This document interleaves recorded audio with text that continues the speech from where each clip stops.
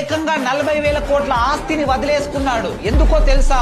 ఎందుకు? మలేషియాలోని top 5 billionaires లో ఒకరైన ఆనంద్ కృష్ణన్ గారి ఏకైక కుమారుడు ఈ వెన్ సిరిపాన్యో గారు. ఒకప్పుడు Aircel and Chennai super kings IPL టీంలకు స్పాన్సర్ గా ఉన్న ఆనంద్ కృష్ణన్ గారు telecom, media and real estate వంటి రంగాల్లో తన సామ్రాజ్యాన్ని నిర్మించుకున్నారు. ఇంతటి గొప్ప ధనవంతుల కుటుంబంలో పుట్టిన సిరిపన్యో గారు 18 ఏళ్ల వయసులో థాయిలాండ్ ట్రిప్ కు వెళ్లి అక్కడ కొన్ని రోజులు ఉండడంతో బౌద్ధ మతానికి ఇంప్రెస్ అయ్యి ఫైనల్ గా బౌద్ధ మతాన్ని స్వీకరించారు. అలా మోంకుగా మారిన వారు తన జీవితాన్ని బుద్ధిదానికి అంకితం చేసి 40,000 కోట్ల వారసత్వ ఆస్తిని వదులుకున్నారు. దాదాపు 2 దశాబ్దాలుగా ఫారెస్ట్ మాంక్ గా లైఫ్ లీడ్ చేసిన వీరు ప్రస్తుతం థాయిలాండ్ మ్యాన్మార్ బార్డర్ లో ఉన్న టౌడమ్ మఠానికి పీఠాధిపతిగా సేవలందిస్తున్నారు.